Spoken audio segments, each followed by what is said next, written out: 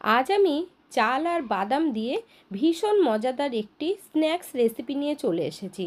আশা করছি আজকের রেসিপিটা আপনাদের কাছে ভীষণ ভীষণ ভালো লাগবে। নমস্কার বন্ধুরা, মিঠুস ওভেনে আপনাদের সবাইকে স্বাগত জানাই। আজ আমি আরও একটি নতুন ভিডিও নিয়ে চলে এসেছি আপনাদের সামনে।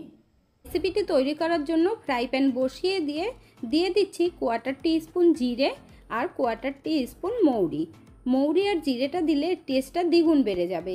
ঝালের জন্য দিয়ে দিলাম দুটো শুকনো লঙ্কা। আপনারা যদি ঝালটা কম পছন্দ করেন তাহলে একটা দেবেন। এবার দেখুন আমি হালকা করে ভেজে নেব। 10 থেকে 15 সেকেন্ড ভাজার পরেই দেখবেন জিরে আর মৌরির থেকে খুব সুন্দর একটা সেন্ট বেরিয়েছে। লঙ্কা আর মৌরি জিরে ভাজার পর দিয়ে দিচ্ছি 1 কাপ কাঁচা বাদাম। কাঁচা বাদামটা একটু ভেজে নেব। আপনারা চাইলে ভাজা বাদাম দিয়েও কিন্তু তৈরি করতে পারবেন। এরপরে সেই কাপ মেপেই 1 কাপ ডেলি যে আমরা চাল খাই সেই চাল দিয়ে দিচ্ছি। এখানে আমি চালটা কিন্তু একটা ভালো কাপড় দিয়ে মুছে নিয়েছিলাম, যেহেতু ধুতে পারবো না তার জন্য ভালো করে মুছে নিতে হবে। এরপর দেখুন চালটা দিয়ে দিলাম। এবার চাল আর বাদামটাকে খুব ভালোভাবে ভেজে নিতে হবে। বন্ধুরা, আজকের রেসিপিটা যদি আপনাদের ভালো লেগে থাকে তাহলে আমার চ্যানেলটিকে অবশ্যই সাবস্ক্রাইব করবেন, পাশে থাকা বেল আইকনটি দাবিয়ে দেবেন, সবার সাথে শেয়ার করবেন, একটা লাইক করতে ভুলবেন না কিন্তু। আত্মীয় স্বজন বন্ধুবান্ধবের সাথে বেশি বেশি করে শেয়ার করে দেবেন। এই রেসিপিটা তৈরি করলে কিন্তু সন্ধেবেলা চায়ের সাথে ভীষণ জমে যাবে। এখানে আমি একটা বাদাম তুলে আপনাদেরকে দেখিয়ে দিচ্ছি। বাদামের থেকে দেখুন খোসা ছেড়ে যাচ্ছে, এতেই কিন্তু বোঝা যায় যে বাদাম ভাজা হয়ে গেছে। এরপর আরেকটু নাড়িয়ে চাড়িয়ে আমি নামিয়ে নেব। আর চালটাও কিন্তু দেখুন কালার কতটা চেঞ্জ হয়ে গেছে। আর গ্যাসের ফ্লেমটাকে লো টু মিডিয়াম হিটে রেখে ভাজবেন। এখানে দেখুন বন্ধুরা, চাল আর বাদাম খুব ভালোভাবে ভাজা হয়ে গেছে। এবার একটা প্লেটের মধ্যে নামিয়ে নিচ্ছি। আর এই চাল আর বাদামটা কিন্তু খুব ভালোভাবে ঠান্ডা করে নিতে হবে। এইখানে আমি একটা মিক্সির জার নিয়েছি, আর এই মিক্সির জারের মধ্যে আমি জিরে ভেজে গুঁড়ো করেছিলাম, আর সেই জারের মধ্যেই চাল আর বাদামটা দিয়ে দেব গুঁড়ো করার জন্য। আপনাদের ঘরে যদি হাতের কাছে বাদামটা কম থাকে তাহলে হাফ কাপ বাদাম দেবেন আর 1 কাপ চাল দেবেন, তাতেও কিন্তু টেস্টটা খুব সুন্দর হবে। এবার আমরা গুঁড়ো করে নেব। ঢাকনা বন্ধ করে দিয়েছি, গুঁড়োটা করে ফিরে আসছি। এইখানে দেখুন বন্ধুরা, গুঁড়ো করা হয়ে গেছে। এবার আপনাদেরকে দেখিয়ে দিচ্ছি। আর কালারটা কত সুন্দর হয়েছে দেখুন। এখানে আমি একটা মিক্সিং বোলের মধ্যে ঢেলে নিচ্ছি। এর মধ্যে দিয়ে দেব ক্যাপসিকাম। ক্যাপসিকামটা আগে থেকেই আমি ভীষণ ছোট ছোট টুকরো করে রেখেছিলাম, এখানে হাফ কাপ পরিমাণে আছে।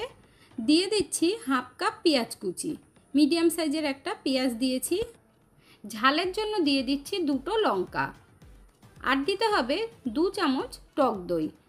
আপনারা যদি ঝালটা কম পছন্দ করেন তাহলে একটা দেবেন। এর মধ্যে দিয়ে দিচ্ছি আদা কুচি, এখানে হাফ টি স্পুন আছে। দিয়ে দিচ্ছি বেশি করে কেটে রাখা ধনেপাতা কুচি। মশলার মধ্যে দিয়ে দিচ্ছি হাফ টি স্পুন মতো ভাজা জিরের গুঁড়ো। এরপর কোয়ার্টার টি স্পুন গরম মশলার গুঁড়ো দিলাম, আর দিয়ে দিচ্ছি কালারের জন্য হাফ টি স্পুন কাশ্মীরি লঙ্কার গুঁড়ো। তারপর স্বাদ মতো নুন দিয়ে দিচ্ছি। এরপর খুব ভালোভাবে কিন্তু মেখে নিতে হবে, আর আগে থেকে কিন্তু জল দেবেন না, যেহেতু এর মধ্যে টক দই দেওয়া আছে আর পেঁয়াজের থেকেও অনেকটাই জল বেরিয়ে যায়। তার জন্য দেখুন আগে ভালো করে মেখে নিয়েছি, আর অনেকটা আঠা আঠা হয়ে গেছে। এবার এর মধ্যে অল্প জল দেব, যেহেতু চাল দেওয়া আছে তো চালের গুঁড়োতে কিন্তু অনেকটাই জল টেনে নেবে। তার জন্য দেখুন আঙুল দিয়ে ঠিক আমি এইভাবে করে দিচ্ছি, এতে করে জলটা যেন ভেতরে ঢুকে যায়। এবার দেখুন ওই দইয়ের বাটিতেই অল্প জল নিয়ে জল ছিটিয়ে দিচ্ছি, এতে করে কিন্তু চালটা খুব সুন্দরভাবে ফুলে উঠবে। এরপর ঢেকে 15 থেকে 20 মিনিট রেখে দেব। চালটা ফুলতে একটু সময় লাগবে, তার জন্য ততক্ষণে আমরা একটা চাটনি তৈরি করে নেব। এখানে আমি একটা মিক্সির জার নিয়েছি, এর মধ্যে 1 কাপ পরিমাণে নারকেল দিয়ে দিলাম। আপনাদের ঘরে যদি কাঁচা নারকেল না থাকে তাহলে নারকেলের পাউডার দিয়ে দেবেন। ঝালের জন্য 2-3টে লঙ্কা দিয়ে দিয়েছি, আর দিয়ে দিচ্ছি 7-8টা গোলমরিচ।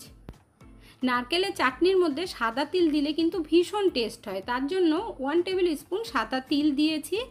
আর দেখুন ধনেপাতা দিলাম একটু বেশি করে। দিয়ে দিচ্ছি সেন্টের জন্য ভাজা জিরের গুঁড়ো 1/4 টিস্পুন। টক দই দিয়ে দিচ্ছি 2 চামচ মতো। আপনাদের ঘরে টক দই না থাকলে লেবুর রস দিয়ে দেবেন 1 চামচ। চাটনিটা একটু পাতলা করার জন্য দিয়ে দিচ্ছি 1/2 কাপ পরিমাণে জল। আর দিতে হবে স্বাদ মতো নুন। এবার কালারের জন্য কাশ্মীরি লঙ্কার গুঁড়ো দিচ্ছি 1/2 টিস্পুন। বন্ধুরা, কাশ্মীরি লঙ্কার গুঁড়ো কিন্তু একদম ঝাল হয় না। এখন আমি এই চাটনিটা বানিয়ে নেব। এখানে দেখুন বন্ধুরা, চাটনি তৈরি করা হয়ে গেছে আর কালারটা দেখুন কতটা সুন্দর হয়েছে। চামচ দিয়ে তুলে আপনাদেরকে দেখিয়ে দিচ্ছি। আর এই চাটনিটা কিন্তু একদম মিহিন পেস্ট করতে হবে না, একটু দরদরা রাখতে হবে যাতে একটু দানা দানা থাকে। এখন আমি একটা বাটির মধ্যে চাটনিটাকে ঢেলে নিচ্ছি। বন্ধুরা, একবার আপনারা এই চাটনিটা তৈরি করে খেয়ে দেখবেন, অসাধারণ টেস্ট লাগে। নারকেলের চাটনি আমাদের একদম রেডি হয়ে গেছে। আজ আর আমি এই চাটনির মধ্যে তড়কা লাগাবো না, একদম প্লেন রাখবো। এখানে দেখুন কত সুন্দর জলটা টেনে নিয়েছে আর দেখুন কতটা টাইট হয়ে গেছে। এখন একবার ভালোভাবে মেখে নিতে হবে। খুব ভালো করে সব কিছু মিশিয়ে নেব। এখন একবার হাতের মধ্যে তুলে কিছুটা আপনাদেরকে দেখিয়ে দিচ্ছি। দেখুন বড়ার মতো পুরো হয়ে গেছে। এবার কিন্তু আমরা বড়া ভেজে নেব। হাতের মধ্যে একটু বেশি করে তেল লাগিয়ে নিতে হবে, না হলে কিন্তু হাতে লেগে যাবে। দেখুন তেলটা খুব ভালোভাবে লাগিয়ে নিয়েছি। এখন আমি কিছুটা নিয়ে হাতের মধ্যে গোল গোল করে নেব। দেখুন আর কিন্তু লাগছে না। একটু যখনই দেখবেন লেগে যাচ্ছে একটু তেল লাগিয়ে নেবেন। এইভাবে গোল করে একটু চ্যাপটা করে তারপরে দেখুন মাঝখান থেকে এইভাবে ফুটো করে দিতে হবে। এটা কিন্তু বন্ধুরা আমরা মিন্দু বড়া তৈরি করছি। দেখুন কত সুন্দর লাগছে। খুব ইজি কিন্তু হয়ে গেল, কোনো কিছু ভেজানোর দরকারই পড়লো না। চাল বা ডাল কিছুই ভেজাতে হলো না। আর কত সুন্দর চাল আর বাদাম দিয়ে দেখুন তৈরি করে নিলাম। এইভাবে আমি আরও একটা আপনাদেরকে তৈরি করে দেখিয়ে দিচ্ছি। দরকার হলে আবারও একবার হাতের মধ্যে তেল লাগিয়ে নেবেন। আর এখানে আমি ঠিক একটা রুটির সাইজ যেমন হয় রুটির লেচি, ঠিক ওরকম কিন্তু নিয়ে নিয়েছি। দেখুন আর একটু মোটা মোটাই হবে, সেম পদ্ধতিতে। আর আপনাদের যদি একটু অসুবিধা হয় তাহলে আঙুলের মধ্যে একটু জল লাগিয়ে নেবেন। এখানে আমি দুটো তৈরি করে আপনাদেরকে দেখিয়ে দিলাম। এখানে দেখুন বন্ধুরা 6 পিস তৈরি করা হয়ে গেছে। আর কতটা সুন্দর লাগছে দেখুন দেখতে। এগুলো এখন আমরা ভেজে নেব। ভাজার জন্য কড়াইতে বেশি করে তেল দিয়েছি, তারপর দেখুন এক পিস করে দিয়ে দিচ্ছি। একবারে খুব বেশি দিতে যাবেন না, 5 থেকে 6টাই দেবেন, তাহলে ভাজাটা কিন্তু খুব সুন্দর হবে। এই বড়াগুলো ছাড়ার পর গ্যাসের ফ্লেমটাকে মিডিয়াম আঁচে করে দেবেন, তাহলে খুব সুন্দরভাবে ভাজা হবে আর কাঁচা থাকবে না। এখন আমি আস্তে আস্তে উল্টে দিচ্ছি। আর যদি দেখেন যে উল্টাতে গেলে অসুবিধে হচ্ছে তাহলে আর কিছুক্ষণ রাখার পরে উল্টাতে হবে। এখানে দেখুন বন্ধুরা অনেকটাই কালার চেঞ্জ হয়ে গেছে। এই মিন্দু বড়াগুলো ভাজার সময় প্রথম ব্যাচের ক্লিপটা আমি দেখাতে পারিনি, কোনো কারণে ভিডিওটা আর আমার নেই, তার জন্য আমি দ্বিতীয় ব্যাচের ভাজাটাই দেখাচ্ছি। প্লিজ আপনারা কিন্তু একটু ক্ষমা করে দেবেন।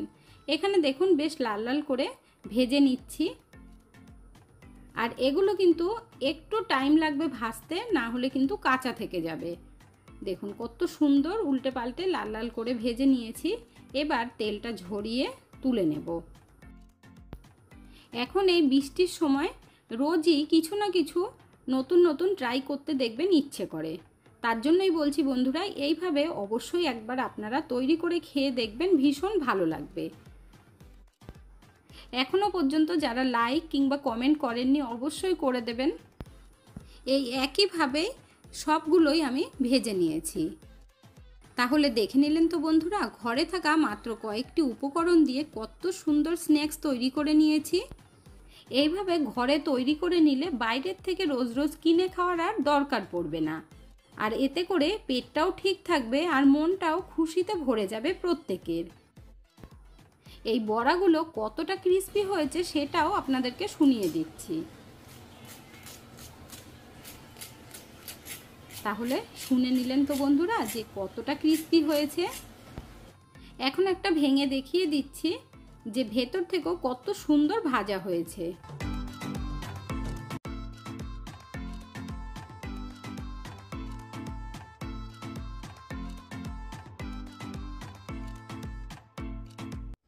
আজকের ভিডিওটা আপনাদের কাছে কেমন লাগলো অবশ্যই কমেন্ট করে জানাবেন। এতক্ষণ ধৈর্য ধরে ভিডিওটি দেখার জন্য অসংখ্য ধন্যবাদ। ভালো থাকবেন, সুস্থ থাকবেন। দেখা হচ্ছে পরের ভিডিওতে। Thank you.